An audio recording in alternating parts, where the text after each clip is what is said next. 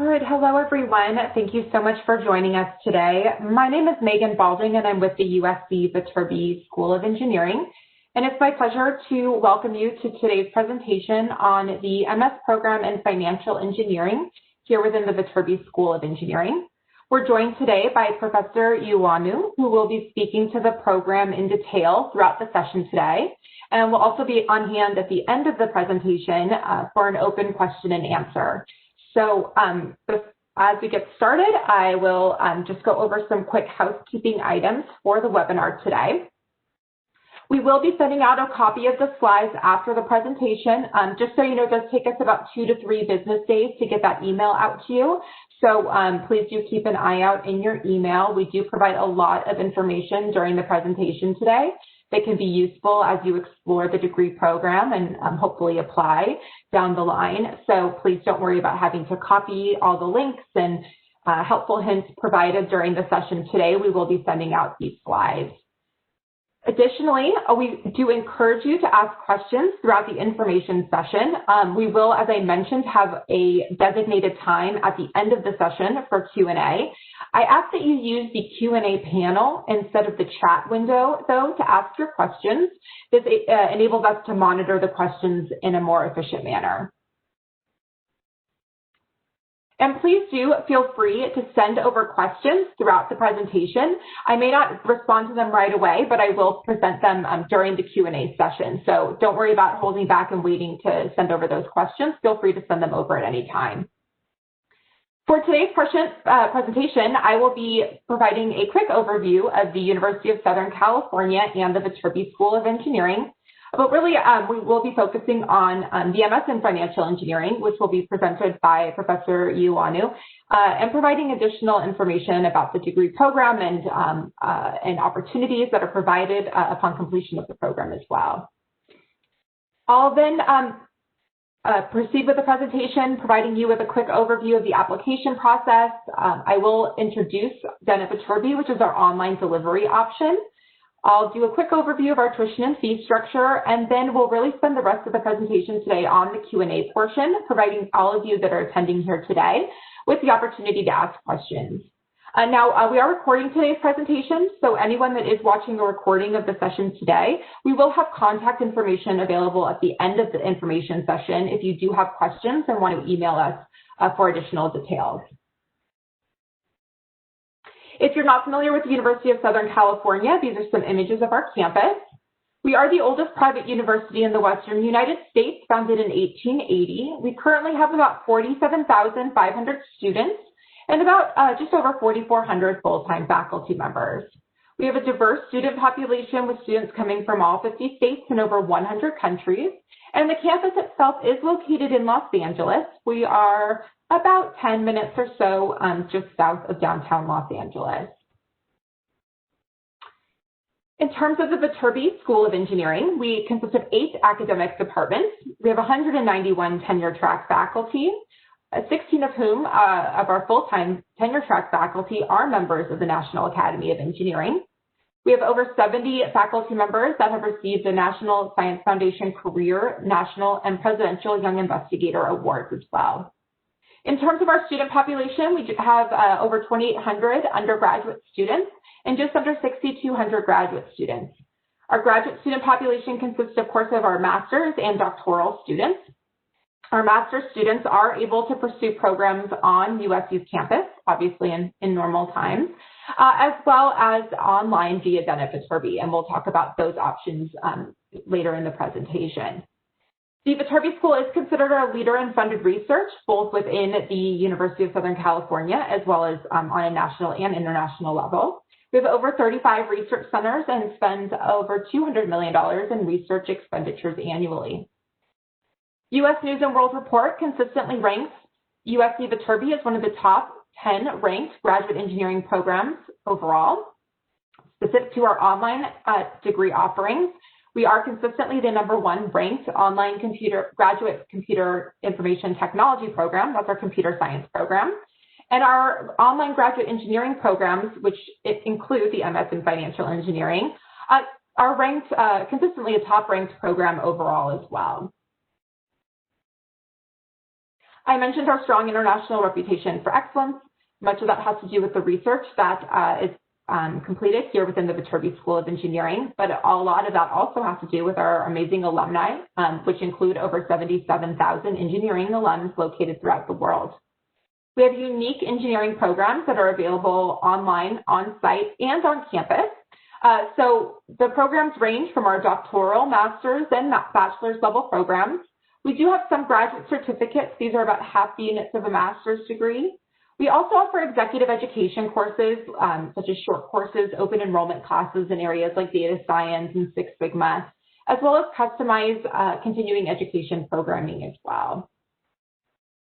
I've mentioned the research that that does take place within the Viterbi School of Engineering. There's just not enough time to talk about it in detail today, but I encourage you to visit the Viterbi School's website. We do have an advanced search tool that can allow you to search based on if there's specific areas of research that you're interested in. You can search based on faculty expertise in those areas as well. We've highlighted a couple of our research centers here. Information Sciences Institute is located in Marina del Rey, which is just about, it's always hard to say minutes. I'll say about 30 miles west of campus. Obviously, with traffic, that can take a little bit longer than 30 minutes. Now, in terms of the other research centers we have listed here, this is just a quick sampling of the over 35 research centers that we do have within the Viterbi School of Engineering. We do have a number of highly interdisciplinary research programs that are running right now with diverse research areas such as robotics, software engineering, sensor networks, vision sciences, and a number of other areas. All right, so it is my pleasure to introduce you to Professor Ioannou. Professor Ioannou is the Director of Academic Programs for the MS in Financial Engineering. He is also the A.V. Balakrishnan, I'm sure I butchered that, I'm so sorry, Chair. He's also a Professor of Electrical and Computer Engineering at Aerospace and Mechanical Engineering, Industrial and Systems Engineering. He received his doctoral degree in electrical engineering from the University of Illinois at Urbana-Champaign. Professor Ioannou, it's my pleasure to welcome you today. We're excited to hear about the MS in Financial Engineering and learn a little bit more about that program offering today. Thank you, Megan, and hello to everyone, and welcome to this webinar where we provide information about our master program in financial engineering. The program started about 10, 12 years ago, and the idea behind starting this program in engineering was the gap in what is taught in various schools, in various other master's programs. The gap we're trying to fill up, which is very important in financial engineering, is to train students in using engineering tools to make financial decisions. Okay, so the program has four directions, which are very important. One of them is the financial part, the learning about finance. The other part is about modeling, which involves engineering modeling, how in engineering view model systems, dynamical systems, and a lot of financial problems are dynamical problems, which involves a lot of mathematics, stochastic processes. Then you have the area of optimization, which allows you to optimize decisions when you have too many options. You pick up the one that best fits your purpose. And the other part is software tools. So having these four core areas that give us a unique, gives to our students a unique training that cannot be obtained in other programs in the area, mainly Masters in Finance. We also have in various schools, including ours, we have a mathematical finance for people who want to go heavily into math. Just to go into the specifics, the program consists mainly of about 9 courses and a research unit. And we have a number of required courses, as you can see from here: corporate finance, financial engineering, modeling aspects, which covered by stochastic processes. The 518 that I teach with mathematics and tools to financial engineering, where we introduce the fundamental math and software tools that are needed to attend the rest of the courses. So with these introductory courses of 518 and 503, we bring all our students into the same level with respect to mathematics and prior backgrounds. Then we have 4 courses which are electives, and 2 of them are from the area of finance in Marshall School of Business, and the other parts are from electrical and industrial engineering and have to do with optimization, programming, simulations tools, stochastic systems, and so on. The directed research is 1 unit and is required by every student in the program. And the idea is to give the students the ability to gain some research training by investigating a problem of their own choice or a topic that is assigned to them. And there is a lot of flexibility, so the student is free to collect data, analyze data, and come up with some techniques how to deal with a particular financial problem. Next.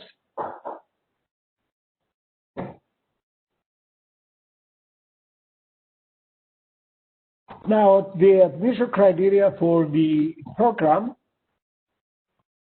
is, first of all, the program involves quite a bit of mathematics.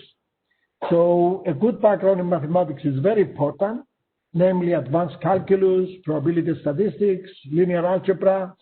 So the admissions office look into the background of each student to see whether they have sufficient mathematical background, because the idea is to enter the program and be able to graduate. Okay, so we look at these capabilities, and the question asks, will the student be able to handle our program so he doesn't waste his money, he or she doesn't waste his money and time.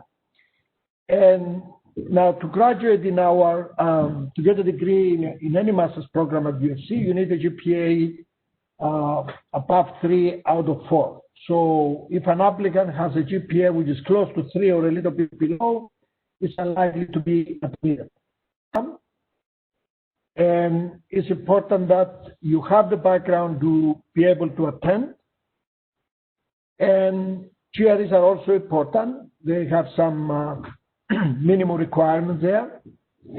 But GPA is also very important for the reason I mentioned. We want the students that are admitted to our program to be successful in graduating and having a good career. Next. Professor, I'm sorry. I just want to jump in really quick on a minor administrative issue. Just so everyone is aware, for fall of 2021, if you are applying, the GRE is waived. It will not be required due to COVID. So there is not a requirement to submit the GRE for fall of 2021. If you decide to apply to a later term, such as spring 2022, then please note you'll want to check back in at a later date to confirm the GRE requirement at that time. So for fall of 2021, please note the GRE is not required. Yeah, that's a good point. Thank you, Megan, for bringing it up. Not required, that doesn't mean that if you took it, it should not be submitted. Okay, if you took it and you submitted, that's fine, but compared to now versus before, if you didn't take the GRE, your application wouldn't be considered. So now it became optional because of this situation we have. So you keep in mind that the admissions office is very good in evaluating applications, and they look at the full picture of namely the school you came from, your bachelor's degree, in which department was it, and what kind of math background do you have, and things like that. Needless to say that one of our best students came from accounting, which they didn't give them enough training in math, but the person had enough courses in mathematics, and she was able to do very well and be on top of the class. Next.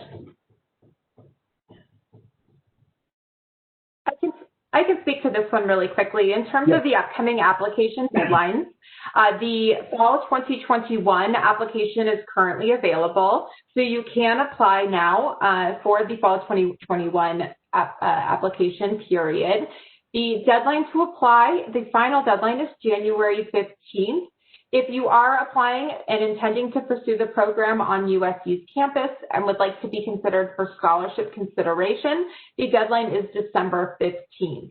I will note, if you are intending to pursue the entirety of your degree program online via Viterbi, we do have a little bit of flexibility in your application deadline, so you can email us for more information if an application extension is needed.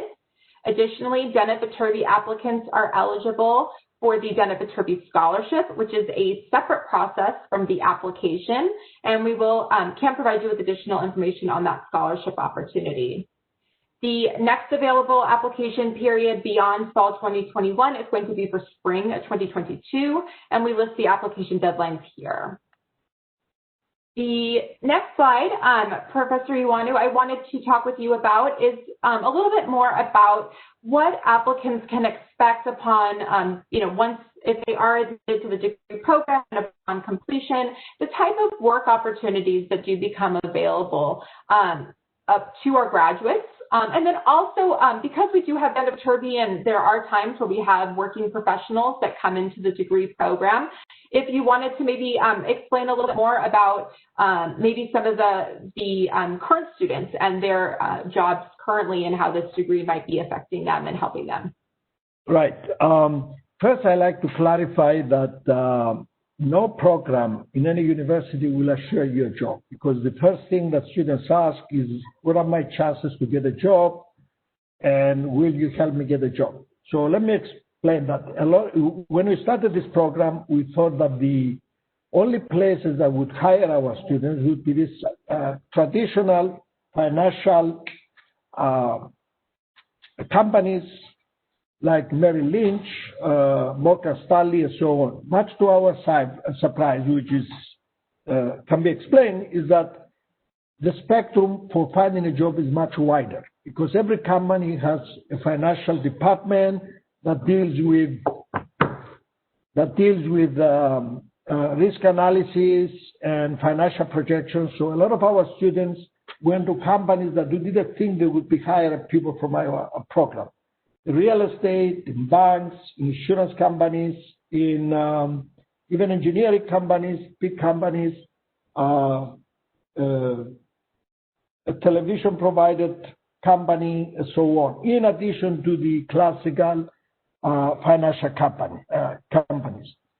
Now, to get a job, obviously, you have to apply, and encourage our students to be aggressive in applying for various job opportunities. We have a career office that will help the students prepare a CV. We have an open house that companies come from outside, and students get a chance to talk to different companies. So the career office provides a lot of help in that direction. And also we have international students, and a lot of them find jobs all over the world. So what I know up to now, I believe, is that almost all our students are able to find some job somewhere, because I never gotten an email for someone struggling for a job or asking me about possibilities of finding a job and things like that after graduation. Before graduation, you get a lot of questions. Will I be able to find a job? What shall I do? And so on. And the directions are very clear. You do like in every other field. You look for job opportunities everywhere. You apply. You contact and get the help of the career office. We have at USC. You show up at open houses and so on. We also have a long list of where our past students got a job from. Unfortunately, most of our students do not report back.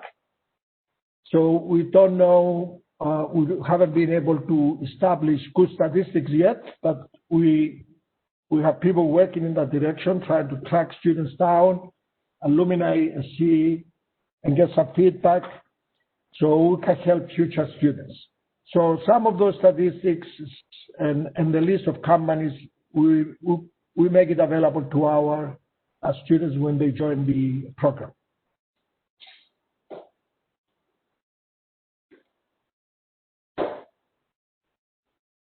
Great, thank you so much. So I do see some questions starting to come in. That's great. Please do continue to send them over. Just so you know, my colleague Erin Tanaka has joined us. She is answering any unique questions that are specific to the applicant, to the individual attending today. But if there, as you send over more general questions about the degree program, we will be sharing those during the Q&A in just a few moments. So again, please send over any questions in the Q&A window. That does help us manage the incoming questions a bit more in a bit more organized manner. So before I get started and address some of the questions that have started to come in, I want to just quickly introduce a couple of unique items for the Viterbi School of Engineering. One of the items I wanted to talk about is our methods of course delivery. And I will note that I am speaking to this as it pertains to normal times. Obviously, due to current circumstances, things are a bit more up in the air in terms of on-campus participation at this time. But we do hope to get back to normal as soon as possible. So with that in mind, as you look at the opportunities that are available to you within the Viterbi School of Engineering, we do have two course delivery options. The first is our on-campus enrollment, which tends to be our full-time traditional student. These students are taking around 3 classes per semester and taking about 1.5 to 2 years to complete their degree program. We also have an option that is available for online delivery via Viterbi, which is what we call our online delivery method. This is generally pursued by working professionals, but does not need to be. You can just choose for various reasons to pursue your program online from outside of the LA area. We see that those students, because they do tend to be working full-time, are taking around 1 to 2 classes per semester and are taking a little bit longer, therefore, to complete their degree and completing it in about 2.5 to 3 years. Now, in terms of how Viterbi works, we at the Viterbi School of Engineering utilize a state-of-the-art proprietary web-based delivery system that enables students from around the world to access classes live or on demand. So what does that mean? It essentially means that as a Viterbi student, as an online student, you're viewing the same lectures as your on-campus counterparts. You're enrolling in the same classes, you have the same faculty members, you're attending the same lectures. You have the ability, though, to view those lectures either as a live participant via WebEx, similar to this, and be an interactive participant in the lecture for the week, or you can view the archived version. So a few minutes after the lecture is completed for the day, the course has been archived, and you're able to view it in the evenings or on the weekends whenever it fits best into your schedule.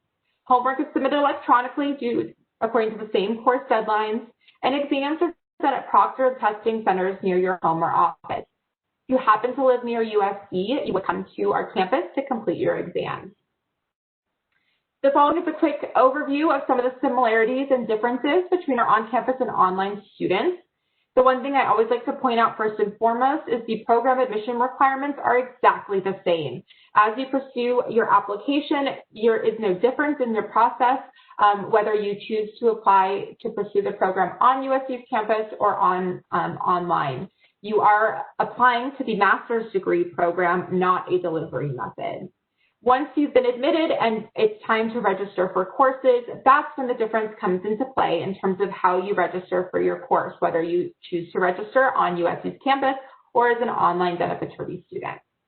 As I mentioned earlier, exams are done at proctored locations. Homework is submitted according to the same course deadlines, but electronically. The course degree completion requirements, these are going to be, again, exactly the same. You are required to complete the same number of units, the same curriculum as your on-campus counterparts.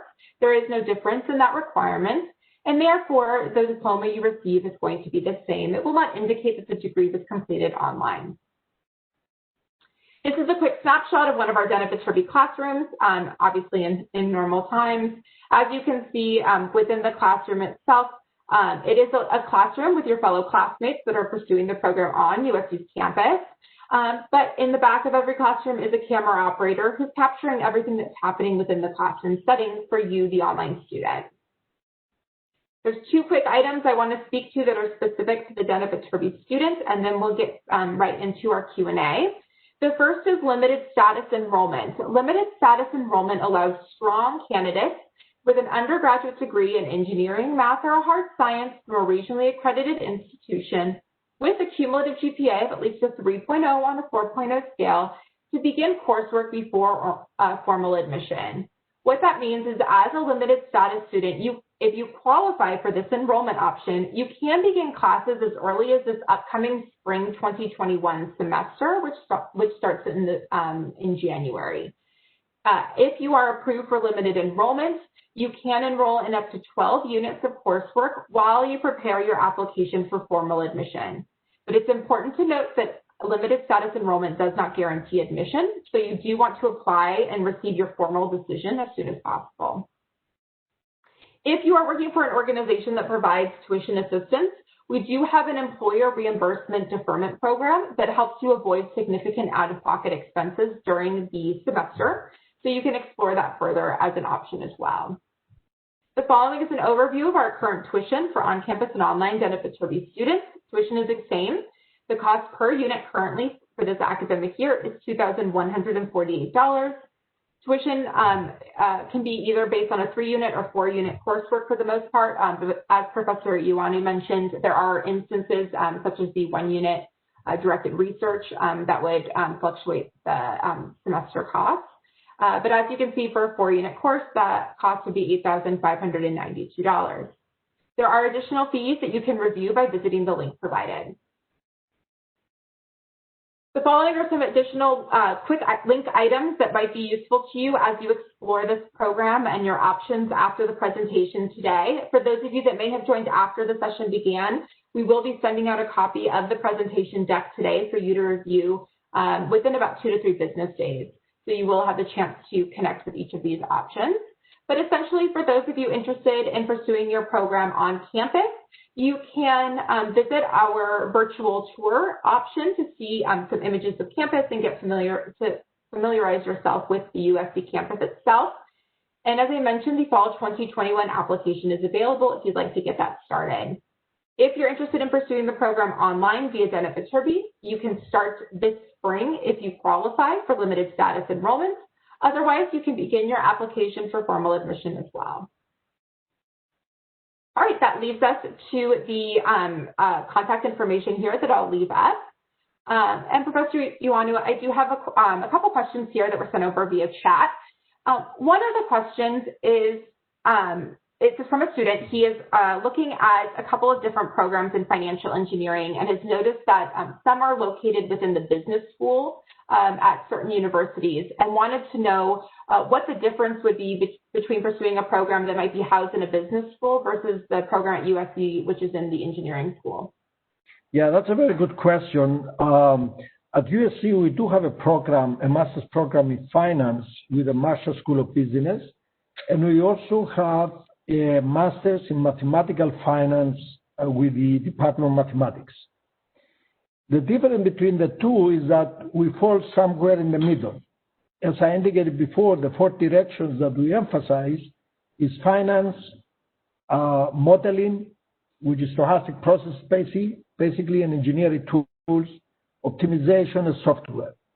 So these are the 4 directions that our program emphasizes, and you are not going to find it in the mathematical finance and the master's in finance with the Marshall School of Business.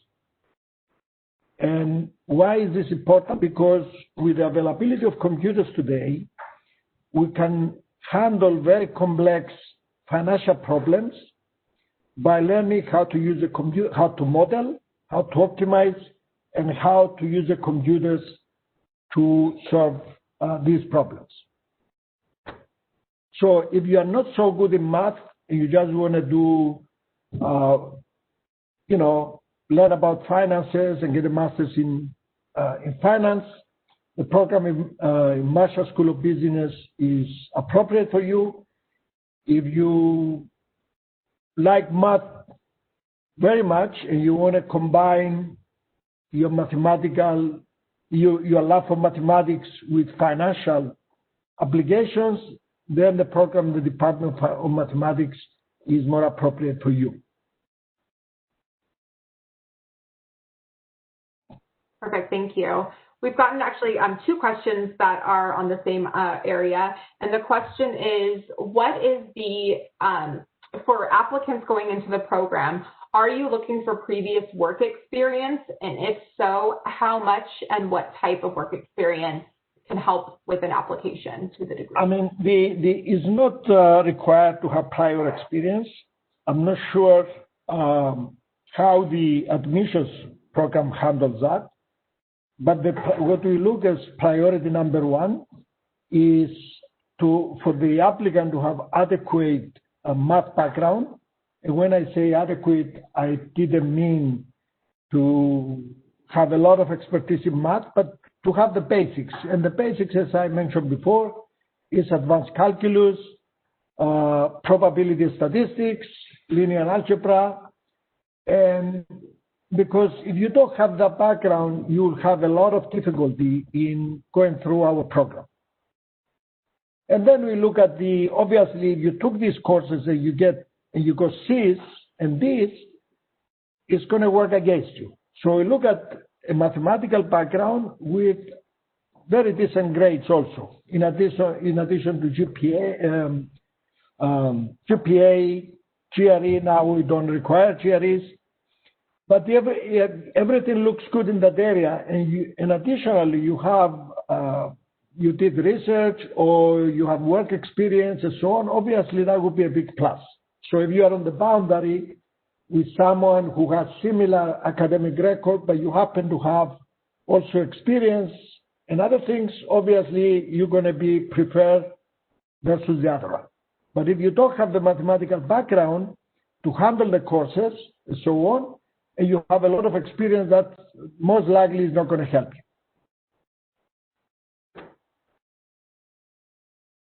Great, thank you. Another question that came in is if you can elaborate on the programming skills that are required for students within the program.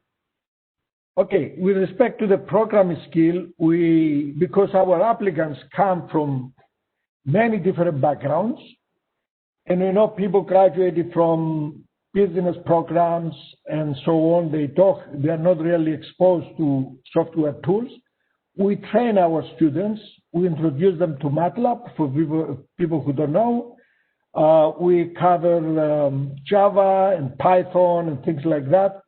And we do that at an introductory course, which I teach. And then in the other courses they're taking, a lot of homeworks require the knowledge of some software. But if you don't have a software background, don't worry, because we will train you to that. But we don't require a specific programming expertise to enter the program. We assume that you don't know much about software tools and things like that. And once you get in, you build up we teach you a couple of languages, and from there on, through the training with courses and so on, you manage to handle programming tools and things like that. And there are students who want to pursue a career in the financial sector with emphasis on writing codes and so on. We have a couple of courses from computer science that these students could take in order to go deeper into that area. But in general, as I said, there is no prior knowledge of programming required to be admitted. Great. The next question is whether there are industry practitioners that teach some of the courses within the curriculum. Yes, we do. We have a couple of professors that they work in industry, in the financial sector. We do teach some courses in in industrial engineering, and we had another course in electrical engineering taught by a person in industry. So the answer is yes. We do have a few courses that they are taught by practitioners.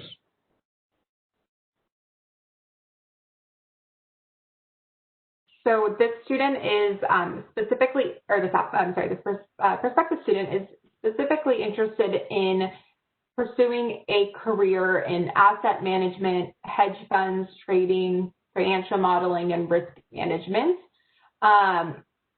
or even in fintech. I threw it all out there. And they just want to confirm that this would be the right type of program for them to get into, and that you see, and I know you talked about this during the career section that we previously had, but if you could expand on whether you do see our graduates going into these areas upon completion of their program. Yes, I think all this, what the emphasis of the program is to give students the tools. We are not going to, because every student comes with different objectives. Some of them want to do quantitative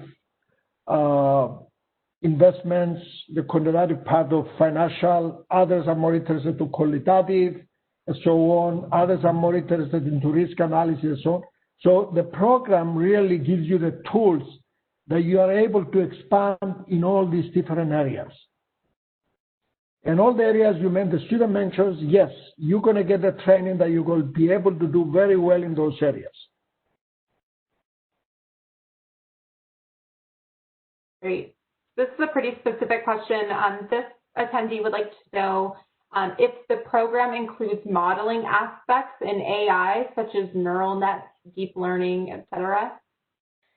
Yes, we have, as I said, a lot of aspects of modeling are covered in various courses, but we also have specific courses that cover that are on machine learning and AI that are elective courses in the program. So a student who is more interested to specialize in those areas, AI, machine learning, neural networks, and so on, we have several courses in the list of electives that the student can take and get the training in those areas too. In fact, these became very popular courses these days, and I think that our program has 3 different ones to take from.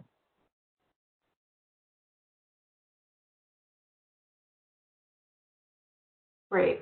The next question is on whether students are able, it says to access resources, so I'm going to assume the question is to access maybe elective courses from the Marshall School of Business, if that's an option as a financial engineering student. Yeah, almost half of our courses come from the Marshall School of Business. About half, I think we have 9 courses. 4 of them, I think, are from the Marshall School of Business.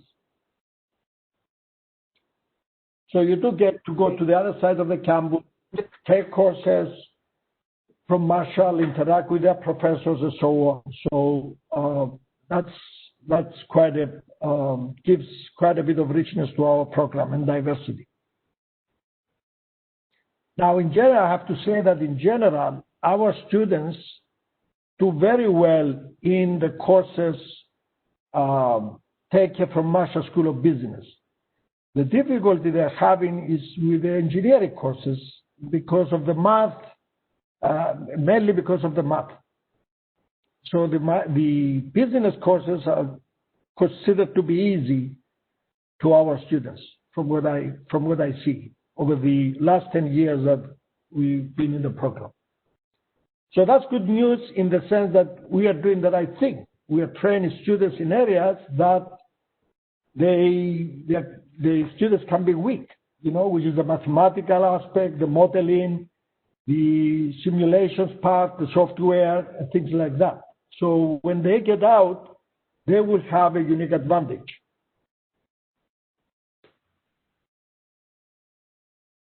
The next question is related to the locations that you see graduates ending up in upon completion of the program. I know you mentioned previously with our international students that they can end up all over the world, But do you see any specific regions or cities that tend to hire more significantly our graduate students than, at a higher rate, let's say, than other locations?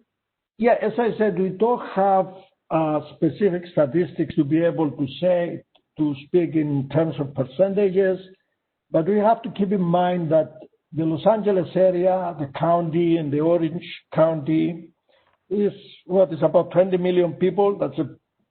Every single industry is in the area. So there is a big local market. From the past, a lot of our students, I think most students were able to find a job in our area, in Southern California. I know students in Northern California, students who went to Chicago area, to New York. They are all over. I mean, so it's in the absence of any statistics, it's very difficult to speak about percentage. I know people went back to China, back to Europe, Middle East. We have a couple of students in United Emirates that graduated from here. So it's everywhere. Great. The next question is whether students in the program participate in trading and quant competitions. The students have some club that they do that, but our program doesn't have any competition of this kind. Great. There are within the university, I think, various groups that they are doing that, but I'm not in a position to talk about it. I don't know enough information to talk about it because these things are changing all the time. But I know there are student organizations that deal with that. Great. So I'll do one last call for questions. There are a couple questions on here that I will answer really quickly just so I can address them because they are pretty straightforward in terms of the program. The question here on whether, on the average length of the program, we see our full-time students completing the master's degree in about 1.5 to 2 years. If you're doing the program part-time via Viterbi, we see it taking a little bit longer. Obviously, you're doing the 1 to 2 classes instead of a full course load. And on average, our DEN students are taking about 2.5 to 3 years to complete their program. There was another question here on scholarship consideration if you're pursuing the program online. We do have a DEN at Viterbi specific scholarship that is available to our DEN at Viterbi students that you can apply to directly. It is separate from the application. So if you're interested in that, you can email us and we can provide you with additional details. So the last couple questions that came in here, we'll address these quickly. I think Professor Ioannou, you did address this during your presentation, but maybe you can elaborate a little bit about the career services and types of events our financial engineering students participate in on USC's campus, like maybe the career fairs throughout the year, and if there's any networking events. Yeah, there are career affairs. The career office also is very active, became very active in helping financial engineering students. So there are quite a few activities going on that students can get help.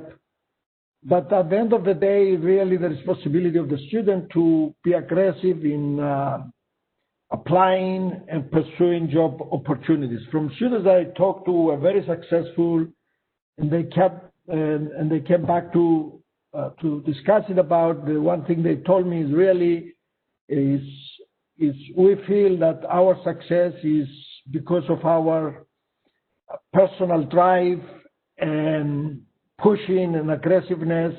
And of course, we got the tools from the program to have the confidence to portray that dynamism and enthusiasm and aggression and so on. So I always emphasize to students that it's important to be aggressive, not be disappointed. This is a big market. There are always job opportunities. You have to keep trying. Utilize the resources that the career office will provide. Show up at career fairs and so on, and pursue the task of finding a job in a very aggressive manner. Apply everywhere and just wait and see. And of course, being a good student, it always helps. All right, so I think this will be our last question. Yeah, I know this is the main concern of students from the moment they step into the program is, how can I find a job? And unfortunately, there are no guarantees. And this is not just for this program, but for any other program. So the best thing you can do is to be a good student, learn as much as possible, and be aggressive in looking for a job. That's the only recipe that we have, and is the same for every other program in any area. So for our final question, this individual would like to know, if you're coming from a non-technical, non-engineering background, so let's say math or accounting, and you do have the significant math background, if you're in the program and struggling in the engineering-related coursework, are there resources available to help during your studies to assist with any struggles that you may have on the technical side of the program? Yeah, if the student had some the background in the areas that I mentioned, mainly advanced calculus, probability statistics, linear algebra, and maybe something else, whatever, and did well in the undergraduate program, got good grades. It doesn't matter where the person is coming from. I assure you, he or she will do well. First, we start with the basic course, whose objective is to bring everybody at the same level in terms of mathematics, software tools, and things like that. So have that in mind, and most of the students do very well. Once in a while, we have one or two students, which I don't know how they manage to get into the program, which having mathematical difficulties with mathematics, and we deal with each one of them individually. I'm the main advisor, so I guide the students what to do, how to build up the background that they don't have. And there are resources. We may ask them to take an extra course in math, for example, to build up the mathematical background. There are other programs on the web that they can work on it. But these cases are very rare. Most of the students who are admitted do well. As I said, one of the best students in our program came from accounting, but because she worked very hard and she had some math background before, she was able to do very well. It's also a function of how hard you work. Everything can be learned.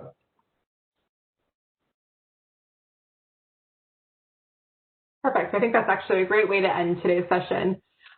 So thank you to everyone that attended today and for all of your wonderful questions.